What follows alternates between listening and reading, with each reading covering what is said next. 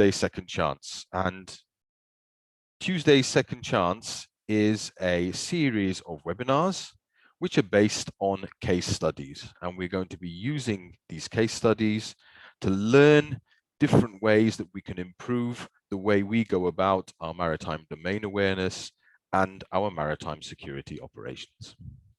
I'd like to begin with some basic administrative issues. First of all, unless you need to speak, please keep your microphone muted. You are more than welcome to switch on your cameras if you so wish. It's easier for me to talk to faces I can see, just to blank screens, but that's up to you. Secondly, if you wish to ask a question or make an intervention, there are two ways you can do this.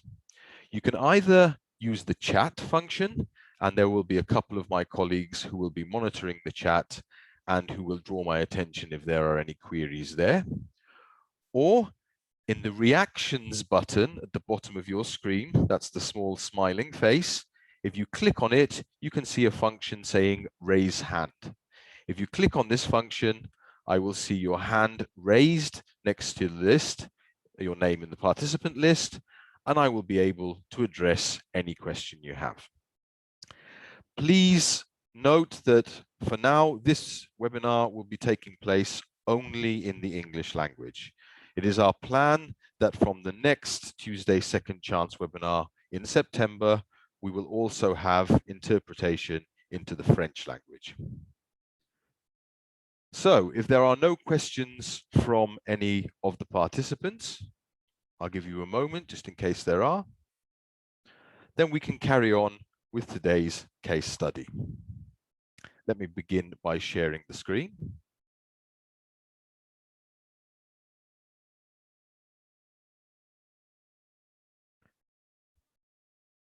Can everybody see my shared screen? Not yet. Yeah, it's okay. It's now okay. Okay, excellent. So Tuesday Second Chance, which is a series of case studies in which we analyze what has happened in past maritime security events and try and draw lessons which we can use in the future. And today's particular case study is about what's called an Article 17 narcotics interdiction. We call it Article 17 because these are boardings conducted on the high seas to suppress the trafficking of drugs and narcotics. And they are conducted under the framework of Article 17 of a particular UN convention, which is the UN Convention against the illicit traffic in narcotic drugs and psychotropic substances. So we call these Article 17 boardings. It's important to note, however, that everything we speak about today applies equally to any boarding which you conduct on the high seas with the permission of a flag state. So the lessons and the observations which we make today do not apply only to issues related to narcotics. They apply to any boarding undertaken on the high seas with the permission of a particular flag state. The case we're going to look at today is a case involving the vessel Simon the Dancer, which happened in the Eastern Atlantic in May of 1997. And let's begin by introducing the objectives of this particular case study. We're going to examine the facts of the operation that was conducted to both board the Simon the Dancer and then subsequently arrest and divert this vessel, which was suspected of transporting narcotics. We're going to identify the key events during this incident and what decisions were taken during the incident that affected the outcome of the incident. We'll take a close look at Article 17, which I've already mentioned, of the UN Narcotics Convention of 1988.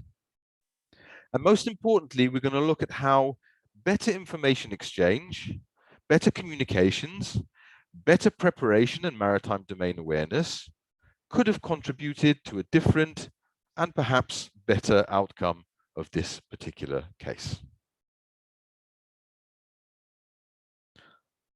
Let's introduce the Simon the Dancer, because this is the vessel which is at the heart of this particular case.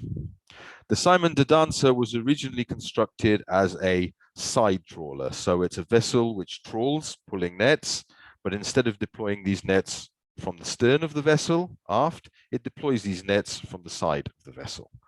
And it was built in the Netherlands sometime in the 1970s, a vessel of approximately 280 tons.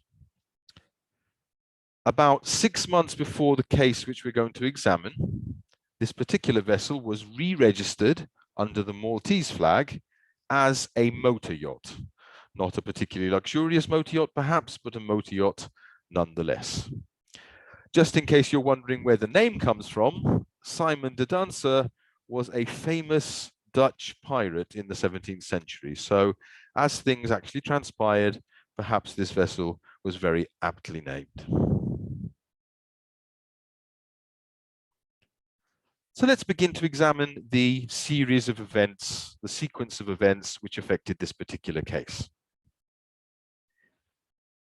Early in 1990, yes, is there a question? No, okay. So early in 1997, Her Majesty's Customs, which is the customs agency in the United Kingdom, received information from confidential informants that the Simon de Danser was going to be used to smuggle narcotics. The narcotics in this case were cannabis resin, and the intention was to smuggle these from Morocco, where the cannabis resin is produced, to the United Kingdom. In light of this, Her Majesty's Customs decided to make a request to the flag state, in this case now Malta, for permission to be able to board the vessel on the high seas. As I'm sure most of you are aware, boarding a vessel on the high seas is subject to very restrictive conditions. It can only be done without permission in very rare cases, for instance, piracy. In all other cases, the flag state of that particular vessel must give permission for the vessel to be boarded on the high seas. This request was made under the provisions of Article 17 of the UN Convention, which we've already mentioned. Both the United Kingdom and Malta were signatories to this particular convention, and therefore the United Kingdom chose to use the structures within this treaty to be able to make this request to the Maltese government. Before we carry on, let's have a very quick look at Article 17. I apologize that there's a lot of text on screen. In fact, I've removed a lot of the text which isn't relevant to this particular case. But basically, what Article 17 provides for in sub-Article 3 is if a party to the convention suspects that a vessel carrying the flag of another party is carrying illegal narcotics on the high seas, it can go to the flag state, ask them to confirm that the vessel is indeed under their flag, and if that's the case, ask for authorization to board that vessel. In turn, the flag state considers the request of the requesting state, verifies whether the vessel is really on its flag, perhaps this vessel is flying a false flag, and may choose to authorize the requesting state to board that vessel. Now, when they authorize the state to board that vessel, they don't give necessarily a blanket authorization. They may just give permission to board the vessel and check the documents. They may give permission to board the vessel and search it, but take no further legal action. Or they could give full permission to board the vessel, search the vessel, and if illicit acts are detected, to take appropriate action against that vessel. In the case of the UK, they requested permission to board, search the vessel, and take any necessary action should any illicit items be discovered. And they made this request to the Malta Maritime Authority. The Malta Maritime Authority at the time was the agency which looked after the flag registry of Malta. Unfortunately, as so often happens, the person chosen to make this request was a very junior officer. They gave him the job, they said, make this request to the Maltese authorities, and this particular officer had no experience of this particular task. What do we do when we haven't written a particular letter or document before? Simple. We find an old one and we tend to copy the contents. And in fact, the wording which this officer used was that the vessel, Simon the Dancer, is currently exercising freedom of navigation on the high seas, that is, in accordance with international law, off the coast of the United Kingdom. And that's what had been in the original request, which he copied to make this new request. Unfortunately, the facts were different. When this request was made, the vessel was actually in a harbor on the island of Madeira, Funchal. We'll be seeing a chart in a couple of seconds. And the wording which he had taken was from a standard request which he had found before. The Maltese authorities were not aware of this particular discrepancy, however, and the Registrar of Shipping, responsible for the Maltese flag, granted the authorization as was requested by the UK. This is where the vessel actually was. So here you have the coast of northeastern Africa. Here you have the southwestern coast of Portugal and Spain. And here is the island of Madeira, which is out in the Atlantic. And the vessel was actually moored alongside in the port of Funchal, rather than being underway in the vicinity of the UK coast.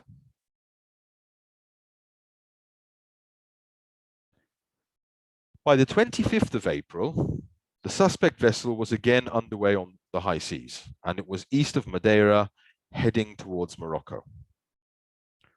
What the Customs Department did is they contacted the Maltese authorities and said, look, we've had a delay in being able to conduct our operation. Is the authorization you gave us on the 11th of April still valid? The Maltese authorities confirmed that it was in fact still valid. And in the meantime, the suspect vessel approached the coast of Morocco and took on board its illicit cargo. In this case, it was over 4,000 kilos or 4 tons of cannabis resin. So this was a major drug smuggling operation. And these are the movements of Simon the Dancer between the 11th April and the 5th of May. The 5th of May is the date when that boarding actually took place, which we'll look at in a moment. So having been moored in the harbor of Funchal, the Simon the Dancer then proceeded eastwards, approached an unknown point on the coast of Morocco in order to board its cargo, and then proceeded north along the Portuguese coast. Somewhere within this corridor, it was predicted to be heading towards the United Kingdom.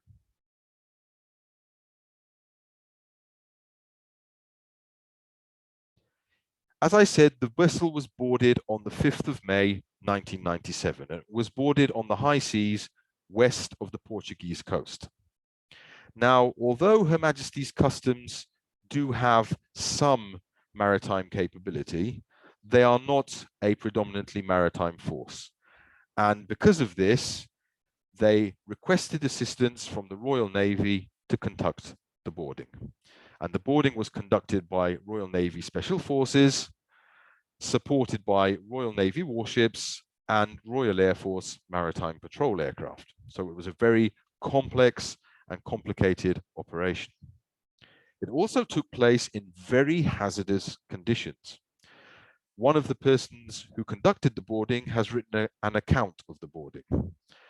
And the boarding took place in 5-meter swells, so extremely high swells.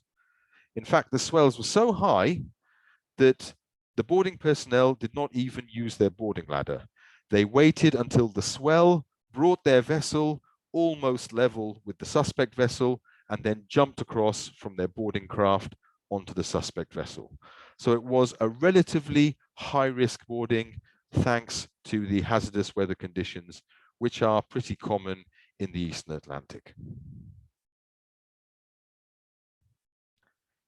In fact, it was found out that the boarding was even more hazardous than was originally thought, because of the 7 suspects who were arrested on board the Simon the Dancer, 2 of them were found to be former members, and 2 of them were found to be current members of Her Majesty's Armed Forces, specifically the Royal Marines who were assigned to the Special Forces to drive their boats.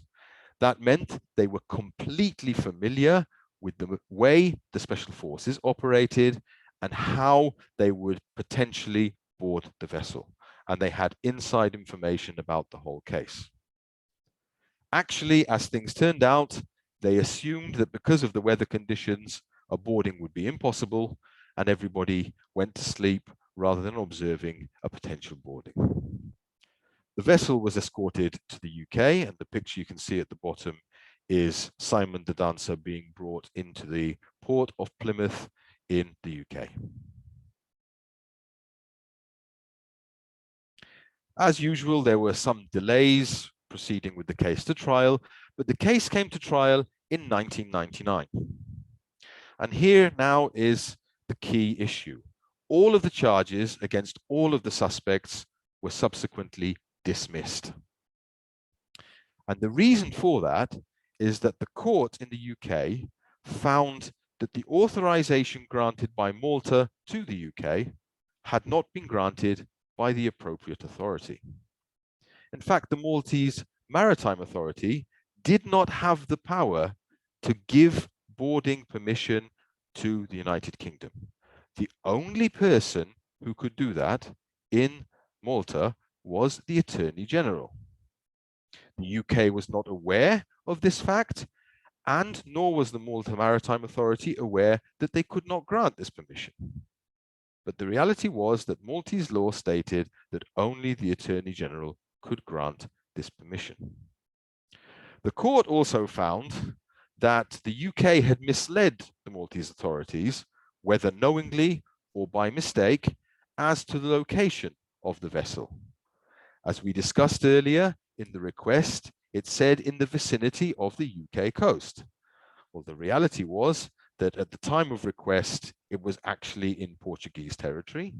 And at the time of the boarding, the vessel was still 900 nautical miles away from the UK, so hardly in the vicinity of the UK coast.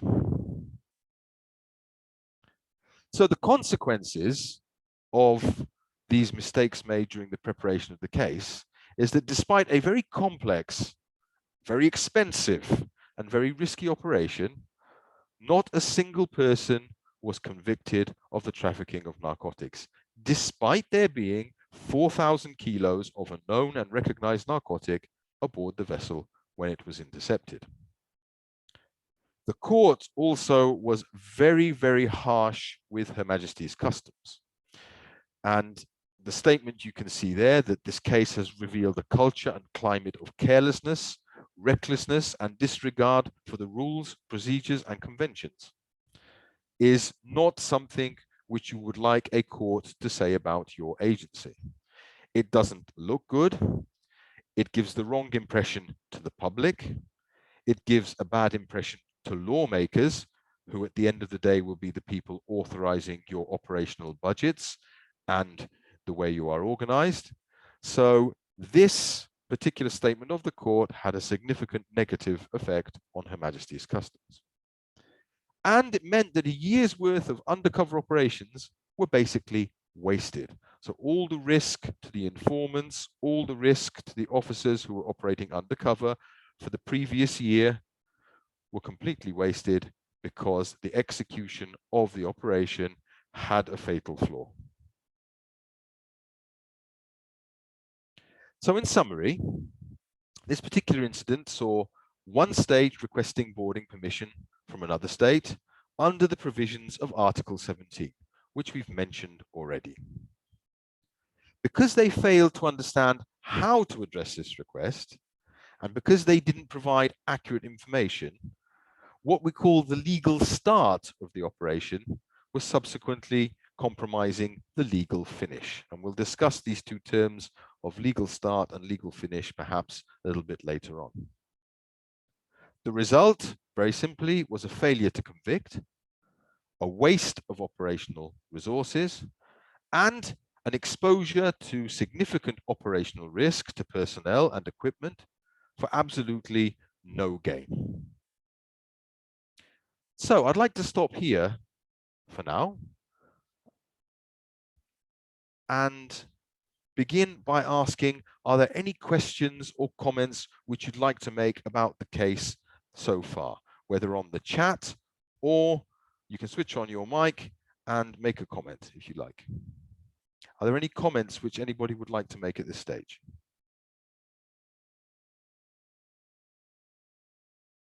Nope, seems to be quiet. Okay, then we can move on. And now I'm going to flag some issues which perhaps we can discuss and which you'd like to give your views on. Begin by sharing the screen again. So I hope everybody can see the shared screen. So here are some questions which potentially we need to ask. How can we avoid the shortcomings which were identified in this case? How can communications and coordination tools support the smooth conduct of this type of operation, where one state is asking another state for permission to board a vessel on the high seas? Are we familiar with the procedures of our own state for giving this permission to a third party?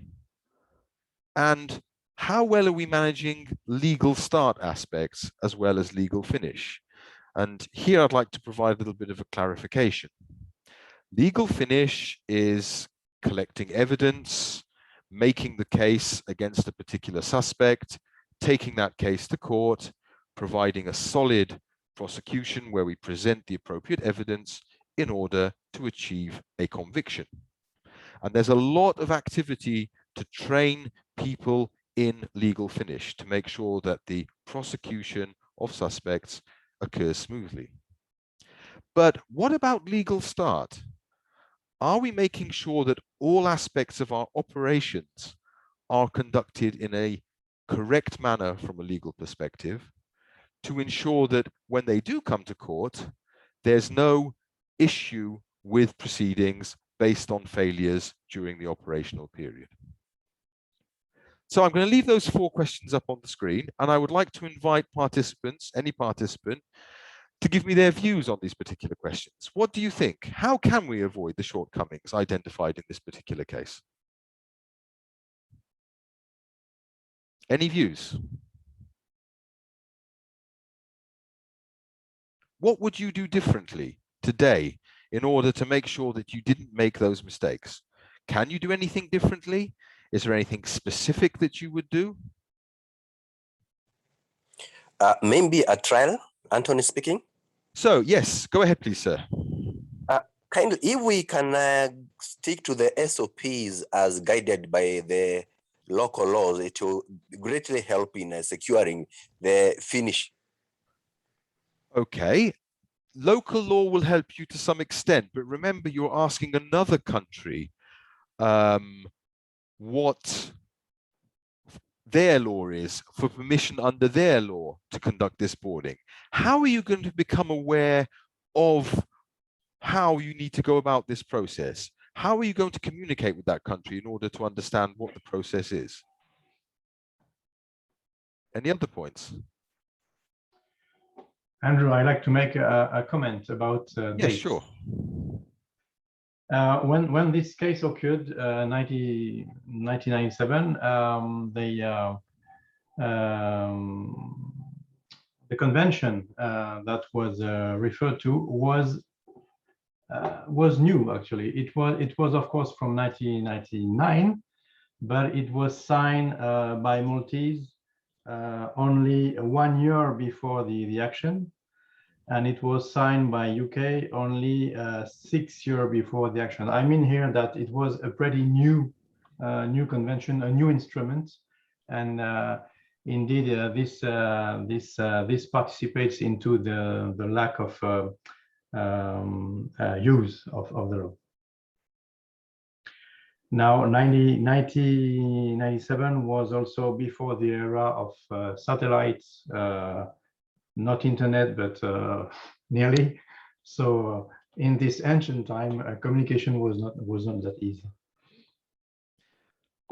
Those are two very good points, Olivier, and I'm going to bring them together with a comment Clive has made on the chat relating to training and capacity building. So, training, if you are unfamiliar with a particular convention, and however this convention is an obligation on your state, you have to abide by it because you have chosen to sign on to that convention. Signing on isn't enough. As Clive has pointed out, you have to train in what if, how am I going to react when somebody asks me for this permission? How am I going to proceed when I need to ask for this permission under this particular convention? So that's the point which Clive has raised. The other point which Olivier has raised, a very interesting point, is technology. How do you think, what do you people think about how technology could have helped in this particular case? What technologies do we have today that would make this case smoother and would eliminate the errors which occurred? Does anybody have any ideas about the technologies which could have been applied to this particular case? What technologies do we use today to communicate? What technologies are we using to make sure we know where ships are, for instance? Because one of the issues was the UK was saying the ship is in the vicinity of the United Kingdom, but the reality was different.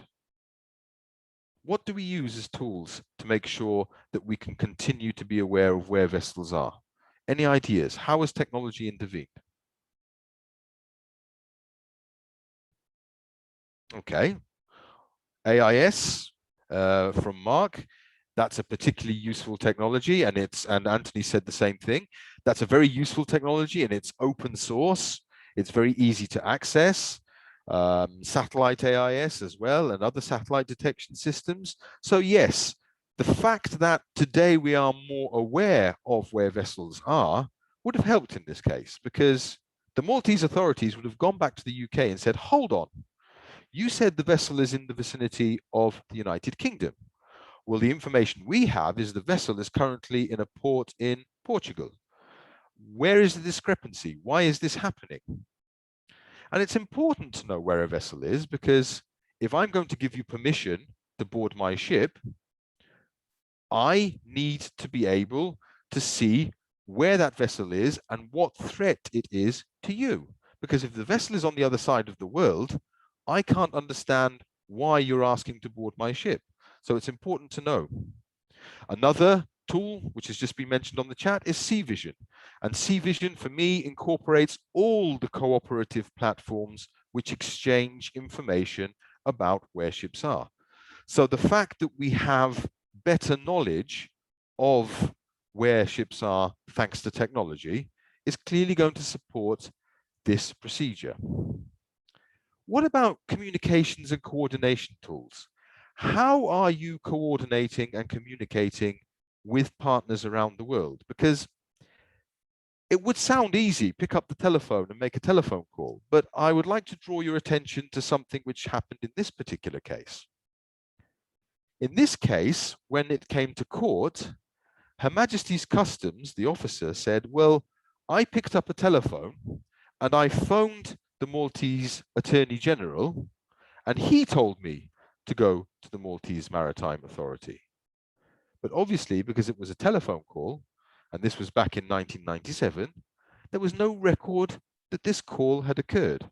And therefore, the fact that it had occurred could not be proved in a court. Today, we have different options.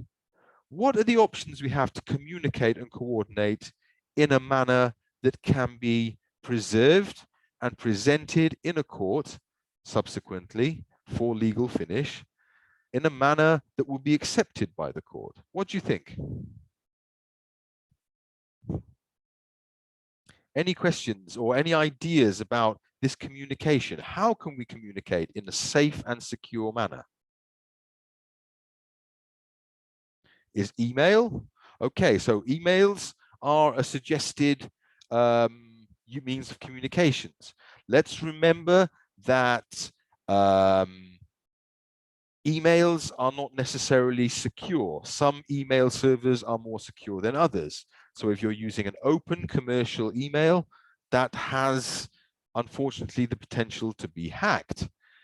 When you're looking at secure email over a secure server, that's potentially more useful.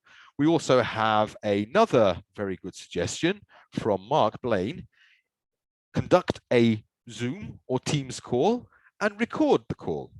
Remember, if you're going to do that, you have to tell the other party, listen, I'm going to be recording this call as evidence of what happened during the call, and I may need to present it in court. So you have to warn the other party. Clive has come up with the best suggestion yet, at least from my perspective as Crimario. We can use the IORIS platform. So the control or the communications and coordination platform, which has been developed by the Crimario project. And in a couple of minutes, I'd like to move over to that platform to perhaps show you a few ideas which we would have about how this particular procedure of communicating and coordinating can be conducted in a manner which is secure and which is documented and therefore can be presented in court.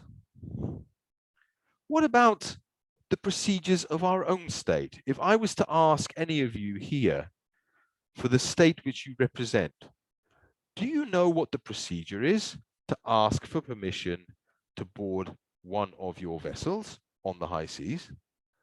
Because unless we are familiar with that, when someone asks us, we're not going to know how to guide them. So how familiar are people with their particular procedures, their national procedures?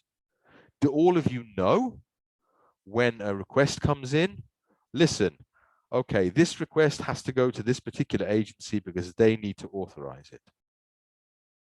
Do you know whether you have any specific boarding agreements with other states? Because some states, the US is an example, is concluding a number of boarding agreements with specific flag states. Do you know if that's the case for your state? So how aware are you of the fact that you already have a boarding agreement, or if not, the procedure which you need to use in order to be able to authorize such a boarding? So how many of you, it could be a show of hands or tell me on the chat, how many of you are really familiar with that procedure? And if possible, can you describe that procedure to us here? So I've described the Maltese procedure. You have to go to the Attorney General, and the Attorney General is the sole officer who can authorize that. What about in your countries? How is it authorized? Do you know? And if you know, can you tell us about it? Is there anybody who wants to speak and tell us about how their procedure runs in their particular country? Remember, you can all use your microphones. Well, we're getting some on the chat. I'm not familiar, but well, I'll find out. That's a very, very good way of approaching it, but that's not the way you want to approach it when you already have an request.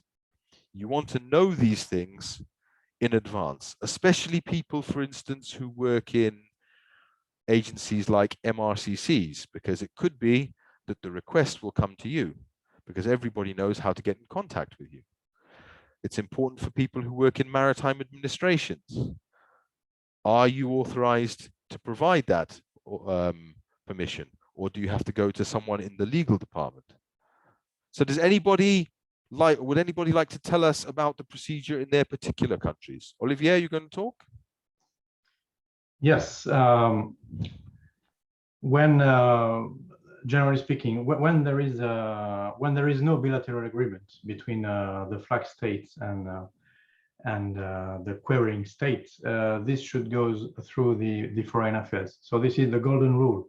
If there is no bilateral agreement, foreign affairs. If there is a bilateral agreement, which was then endorsed before, then the contact point may be the general attorney or the prosecutor or whoever authority designated. But the default process is definitely foreign affairs, and this is always the backup solution, going through the foreign affairs, and it will take hours. I remember some experience with between allies. So between countries who has this bilateral agreement, it takes a minimum of hours, and the best I experienced in the Caribbean years ago was 6 hours between countries who has agreement. So you can imagine between countries who do not have agreement, and between countries for which for who it's the very first time she's queried in this kind of procedure. So time to get the clearance from the flag state has to be taken in count and is counted in hours. Thank you, Olivier. That's a very important comment. This is not a quick procedure. This is a procedure which requires political guidance, potentially requires guidance from the Ministry of Foreign Affairs, and is a diplomatic issue as well as a political issue. I've just received a comment from Clive, who's confirming that in the Seychelles, it is again the Attorney General's office who provides this particular permission. Clive, I'd like to ask you about MODA. What is MODA? Is that an agreement which you already have regarding boarding? You're welcome to switch on your microphone and tell us about it, or put a comment in the chat. Good morning, everyone. The MODA is the Misuse of Drugs Act. Okay. And this is a national act? Yes, and if I'm not mistaken, in our region, Seychelles, it's the country that got this act. Okay, and it provides the authority to the Attorney General to grant boarding permission on Seychelles flagged vessels, correct? Okay, thank you, Clive. So as you can see, it's authority which is granted to the Attorney General in the Seychelles, and this authority has to be granted to that individual by a particular law. It's a very important legal authority, and it's not something you just write down on a piece of paper in the job description. It has to be given to the Attorney General by law. Let's move on to the final of those 4 questions I had highlighted, and we're going to address this issue of legal start versus legal finish. I know there has been a lot of activity in a number of the states who are represented here today on legal finish. You've trained prosecutors, you've trained the people who are going to investigate crimes in how to gather evidence, how to preserve the evidence. You've trained courts in order to understand how they have to handle particular maritime cases. And all of this is very, very important and very positive. It means that when a suspect comes to court, the legal system is ready and able to conduct their prosecution. But what about legal start? What about your operational personnel, the personnel who are at sea, the personnel who are flying your helicopters and aircraft, the personnel who are conducting your boardings, the personnel who are coordinating your activities in your operations centers? How much legal awareness do they have? How bad is the chance that they will make a mistake from a legal perspective, which subsequently, as in this particular case, will mean that the case no longer can be prosecuted? So, does anybody have any experiences or views about legal start? How much training are you giving to your operational personnel on the legal aspects? Because we all remember to train our lawyers, we all remember to train our prosecutors and our police forces. But what about the people at sea or in the air or in the operations center? How do we make sure that they are not crossing a legal line and making a legal mistake that subsequently will mean that we cannot prosecute effectively? So, are there any experiences of how we're preparing our personnel? Remember, everybody has a microphone they can switch on, so please. So from Clive to everyone, justice pathway. Clive, I'm afraid I'm going to have to ask you to put on your microphone again and explain justice pathway both to me and to the other participants. Justice Pathway is a program by the UN ODC gives participants from different levels the understanding what is needed to have a proper legal tool. From collecting of evidence, storing the evidence, handing over the evidence, compiling the case, and submitting the case to court. Okay, but what about, and this is not a criticism, I know these UNODC programs, I'm very familiar with them and they're extremely effective. But my question here is, what about before you've even found any evidence? Establishing jurisdiction to board a vessel, boarding that vessel without using excessive force, understanding when and where that boarding may occur, and how I have to handle apprehended people. What about that? Are we addressing this issue of legal start? Because what you described to me, I view very much as legal finish. Actually, we have been doing that legal start now, from what I've seen in sessions, training the personnel beforehand. What do you need as a person before you go out to do this job? What would you need to know? Okay, that's excellent. And as you mentioned with the legal finish training, it's important that this training is given at all levels and to all types of personnel. The people in your operations center, the captains of the patrol vessels at sea, the pilot in command of the aircraft and helicopters who are acting, to ensure that they act in a manner which is completely compliant with international law, and that they have all the necessary jurisdiction and permissions to be able to conduct those activities at seas. Now, I have a very interesting question here. Implementation of Article 17 is not an easy task. How can Crimario assist in our region? A very direct question for which I thank Ahmad Hassani, and to which I'm going to give a very direct answer as well.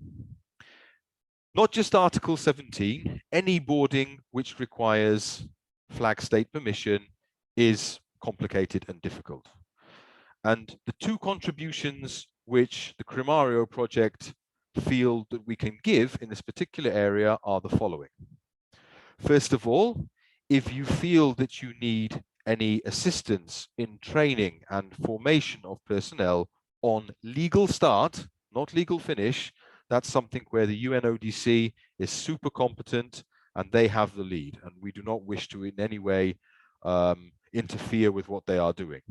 But if you need assistance in the legal start aspects, understanding how and when we have jurisdiction and how and when we may operate on the high seas, the Crimario project stands ready to provide that sort of capacity building and training which can be tailored for any particular end user.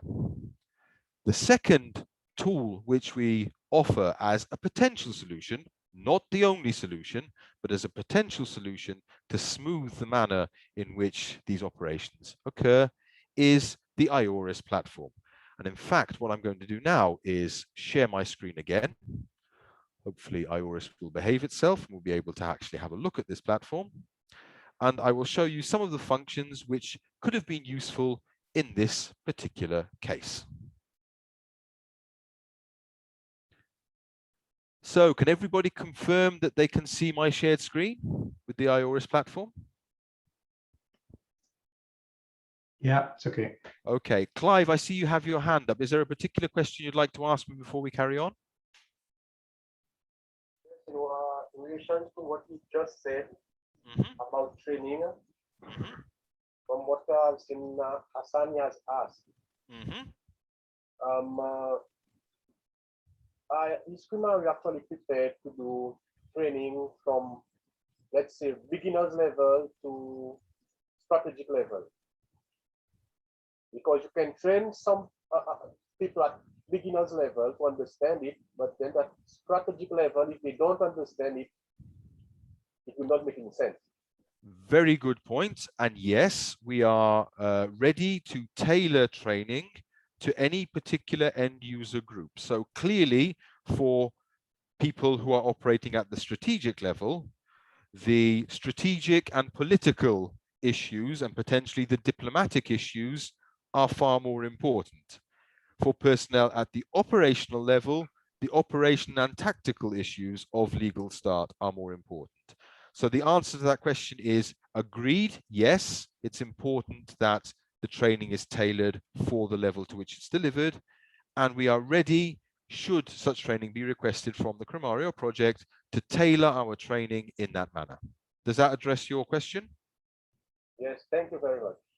You're welcome, Clive. So let's go back to IORIS. So what you're seeing on screen is the training platform of IORIS. And here on the map, you can see the particular case which we discussed this morning. So this is when Simon de Danser was in the port of Funchal in Madeira. Here we can see the point at which Simon de Danser was on the 25th, and when renewed permission to board was conducted. Subsequently, she proceeded towards the Moroccan coast and then proceeded northwards before being boarded in this position off the coast of Portugal. So as you can see, the fact that there is a map here and that this map could be shared between users means that there is no longer any potential for misunderstandings about where the vessel is. If the party being requested wants to know where the vessel is at the time of request, they can ask the requesting party, please put a marker on the map, and I can look at that marker and make a decision based on what I am seeing on the map. Obviously, the fact that the IORIS platform also allows us to chat between users. Hopefully it's going to work. No, we'll let that chat session load in the meantime. But it allows us to chat between users, and therefore it will allow us to exchange messages regarding this boarding operation. Another thing which could be done on this particular platform, and it can be done similarly on other platforms, is each state party could upload a document, and this is a simulated document in this case, it's not the real thing. And this document could provide information about how to go about requesting permission to conduct this type of boarding on the high seas. So I'm going to open the document which I've downloaded.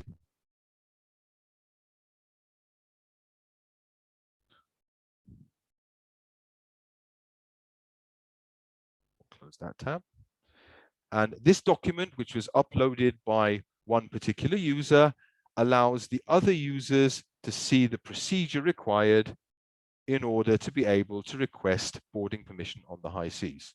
So these are the two ways, in response to that question, these are the two ways in which Cremario as a project can potentially support this type of boarding. We can provide the legal start training tailored to any particular level, or we can support your use of the IORIS platform in order to be able to communicate effectively and provide information to other parties regarding how this particular procedure needs to take place. We stop the sharing for now. So, are there any other questions or remarks from any of the participants?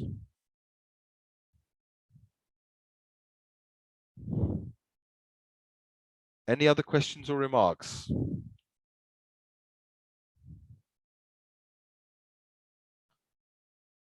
So as I've shown you today, basically the challenge of Article 17 cases or any other case where one state is asking another state for permission to board their vessel on the high seas can be very, very great. And the challenges are related to the inability to communicate effectively what information needs to be communicated and what requests need to be made. This is also an issue of knowledge of the individuals involved in the operation, and their ability to understand what needs to be done at a particular time. In fact, there's a comment now on the chat from Glenn Forbes, which very clearly points out that all of these issues about conducting ship interdiction can be found within the international legal sphere. And it's important that everybody who is conducting this type of operation is aware of these things. I have a question. I see Uttam Gunes has his hand up. Sir, would you like to ask your question? If you'd like to switch on your microphone. Yes, thank you. Thank you so much. I've been following you very with a lot of patience, and I'm very pleased to see the type of interaction that was on the chat and the way you interacted. I am Uttam Kumar Ganesh from the RCOC, the Regional Coordination Operational Center based in Seychelles. In the region, we have seen recently a few narcotic interdiction by, I will not come into sensitive information or share other type of issues which are restricted, but we have seen a lot of interdiction by some naval forces of the Mozambique channels. Okay. Recently, I'm sure you are aware of this, but what we have seen is when the vessel are based through information, whenever the vessel are being boarded, the best thing that these people can do is just take the drugs and throw it overboard and allow these people to go. And this is quite disturbing because one of the major issues with the small island state is drug issues. There are various cases. I know Mauritius have done some reports recently. There is Seychelles also embarking with a fight, and we know the drug routes. So there is a big challenge for the law enforcement agency. Sometimes they cannot go for a firm legal finish because maybe the law are not harmonized so well in the region like we did with piracy. So that is one issue. And the second issue, according to you, what is the impact of COVID-19 on these issues? Thank you so much. If you can just share some light on that. Sure, sir. Two very interesting points. I'm going to start from the second one, from the issue of COVID-19 and its general impact on maritime operations. Clearly, it is an additional operational risk, exposure both of your personnel to a potential infected person on board a vessel, or exposure of that vessel to your personnel who potentially may be infected. So yes, COVID-19 has had a operational impact on the way we are conducting boardings, etc., and it's yet another risk which planners need to take into account when they are preparing these operations and when they are executing them. So it's the same as other risks which could potentially arise, such as armed personnel, exposure to dangerous or hazardous substances.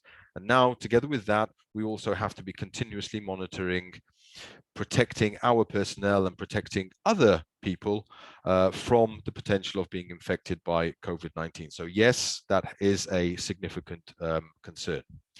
I'd like to come now to the interceptions you have mentioned, which are happening on a quite regular basis, both in the Gulf of Aden and also the Indian Ocean, off the eastern coast of the African continent. In those cases, what is happening is stateless vessels, vessels without a flag state, are being intercepted.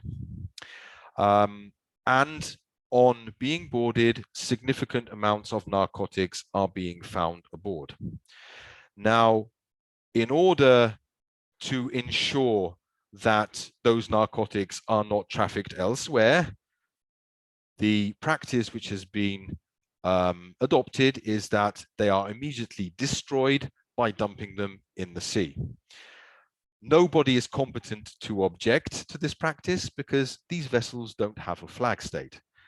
And the prosecution of the persons on board those vessels who are drug smuggling suspects is also complicated by the fact that there is no flag state able to prosecute. In the case of the states to whom the warships belong, we're seeing something similar as in the case of piracy, that going through a whole prosecution of these suspects is difficult and complicated and would require taking them to their national courts, which may be thousands of miles away. So until we see the development of the regional courts, which we've seen already in Kenya and the Seychelles for piracy, until we see that same thing developing against the background of narcotics trafficking, we will not see prosecutions of these stateless vessels.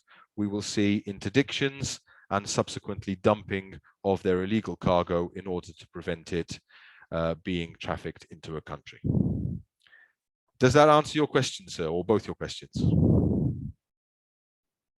You made a good attempt. Thank you so much. Thank you very much. Olivier. Yeah, Andrew, I like to precise some things. Some states have the legislation to prosecute stateless ships. It's not an issue, but it's not an issue. It is an issue that has to be addressed within national framework, and when it is, there is no obstacle anymore to prosecute people arrested in a flagless ship. Also, and it also includes people who cannot decline their nationality. They can also be prosecuted. But again, it's a matter of national legislation. And second, regarding the activity of drug traffic in the area during this COVID time, several sources states that this business is going well.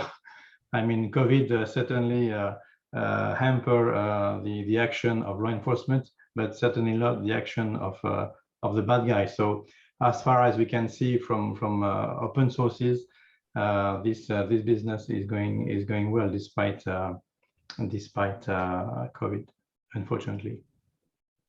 Yes, thank you, Olivier. That's very true. There's been a clear increase in the amounts which are being trafficked. And to some extent, the traffickers are also taking advantage of the fact that during this period of COVID-19, states have become more inward-looking rather than outward-looking. They're dealing with internal COVID issues and therefore perhaps paying less attention to what's happening on the high seas. There's two other points which have just come up in the chat from Marianne. She's encapsulating the procedure which is being conducted by international warships on the high seas against these stateless vessels. And it's a pragmatic approach. That's the word she used, and that's a very good word to use. They're using what is, at the end of the day, an effective and pragmatic approach, which exposes them to the least legal and operational risk, but however impacts the drug trafficking in a manner which tends to suppress it. The other point raised by Clive is, how can you check that these vessels are stateless when you're on the high seas? And the answer to that is, again, communications. The master of that stateless vessel has to prove that he is registered. And if he can indicate a state where he may be registered, then the procedure to verify that must begin. And that goes through, as Olivier pointed out, a slow process of diplomatic contacts. And it may take hours or even days for a response to come back from the alleged flag state saying, no, that vessel doesn't belong to me. I have not registered him. So it is a complicated process. It is a slow process, and it is a process which depends 100% on good communications, both at sea and between diplomatic agencies of countries. So not simple, but it can be done. So just to summarize, as I've said, Crimario is ready to assist in the issues related to this type of boardings. Our major contribution is the IORIS platform, which allows this exchange and flow of communications and allows each state to make their requests to another state, each state to tell other states what the requirements are for making these requests, and also integrated within these exercises, which we can conduct on IORIS, we can start looking at the legal start issues, examining where there are challenges in your legal start procedures, where is additional training or knowledge required to be able to conduct a smooth legal start. Andrew. Sure, Olivier. I like to add precision to this too. Regarding support in legal start, there are also we have also an online course ready. In fact, you designed it actually, and for specific support to countries, it is subject to approval from the EU Commission. So we should receive requests from the countries and then pass it to the EU Commission and then implement focus action if we are allowed to do so. That's it. Thank you for that clarification, Olivier. Yes, very important. We would have to look at each request on a case-by-case basis, and those requests would then have to be authorized by the European Commission, specifically for the state who is asking for that engagement. But as Olivier pointed out, we also do have an online module, which we're happy to make available to anyone at any time. Are there any other questions or comments from any of the participants? Yes, another comment regarding Sure, the identification. Yeah. Thank you. The identification of the ship when the commanding officer arrived. I mean, when the ship arrived, or the ship or the helicopter or the MPA arrived in contact of the suspect. Obviously, the first thing is to take note of all markings and the visible flag on the ship, and this will be the very base of the investigation. Does the ship have external marking? Does the ship carry a flag? Sorry, fly a flag? And so this will be the first step. And of course, after the interrogation of the master, asking the master what is the nationality of your ship, and this with these indications. And if there are discrepancies at the very beginning, and it happens to me several times, you ask the master what is the nationality of his ship, and his answer does not match at all what you are seeing, whether there is no flag, or whether the marking on the hull are different from the flag registration usual mark. So with this first information, you may have to query different states.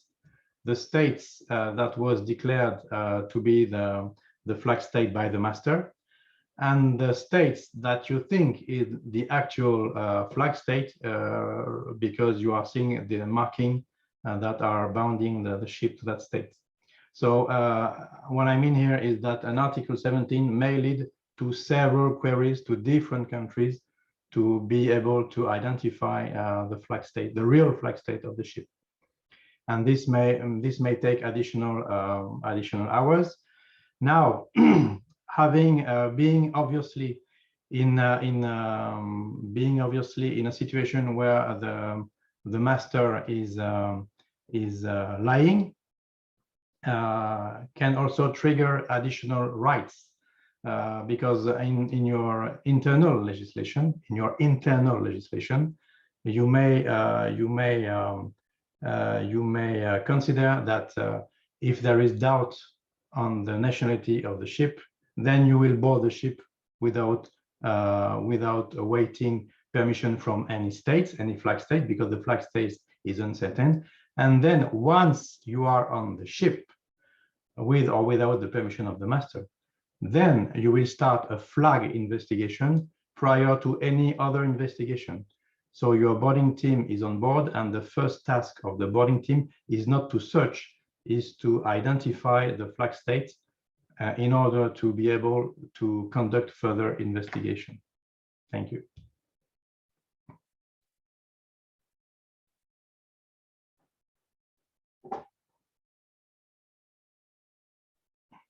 You are mute. Thank you, Olivier. I'd like to just finish off by going back to IORIS and showing you the type of document which you could potentially upload and share on the system. This is a simulated document. This is not the real procedure, but you can imagine in this particular case, if the UK needed to know what the procedure was to ask for boarding permission to Malta, and Malta had uploaded that information to IORIS, then they would find a document which explains the procedure, indicates all the actions which need to be taken, indicate to whom the request should be addressed, and what information it should contain. So if you are cooperating within a group on the IORIS platform, this ability to share documents and share procedures with your neighboring countries also helps to clarify the procedures which may be required to undertake this type of boarding with flag state permission. So, are there any further questions or remarks from any of the participants? If not, I would like to very briefly ask Martin Kaukienglot, who's our team leader, whether he would like to say a few words in closure. Martin? Andrew, can you hear me? I can hear you very well. Andrew Olivier, thanks very, very much for this detailed presentation. It's always good for experts like ourselves to go back to basics and refresh those essential elements which are so key to law enforcement. And I think your presentation really provided some good insights on what agencies should be looking at. And also thanks for highlighting the tool we have to offer the region, IORIS, which, as you correctly mentioned and you portrayed during your presentations, is optimum for use at both the communication and the coordination level. Thanks also to the participants for listening in and taking an active part in the discussion. Thank you all. Thank you, Martin. So if there are no further questions or comments, I would like to thank also in my name and Olivier's name, all the people who have participated. A special thank you also to Isabel, who is our behind the scenes coordinator for these webinars, and without whom we would not be able to conduct them. She is the person who generates all the invitations and makes sure that people know about what we're doing. And why it's of interest to you. There she is, Isabel. So thank you to you as well. As I said, the next Tuesday Second Chance will likely be taking place in September. The reason we're not conducting one in August is the traditional period where many people are on holiday, and therefore we feel that the attendance would be significantly down. So we'll be taking a break in August and we'll be conducting our next webinar in September. As I also said, and you can spread the word, hopefully in September we will have everything organized to be able to conduct this webinar with French interpretation, because I know that many of the countries with whom we are engaging have French perhaps as a primary language rather than English, and we would like to be able to accommodate them in a manner which they find participation in the webinar most comfortable. Thank you again for your participation. We look forward to seeing you again at future editions of Tuesday Second Chance. And all of you within the next week or so will be receiving a summary of the discussions which have taken place. So a written summary, which we'll be sending to the email address which you use to register for this webinar. We'll put together all the points which were raised, we'll put together all the interesting discussion points, and we'll put together also some information about how Crimario can engage with you going forward on these issues. So there's nothing further from anyone else. I'd like to wish you all a wonderful remainder of the day and look forward to seeing you again for Tuesday Second Chance. Thank you.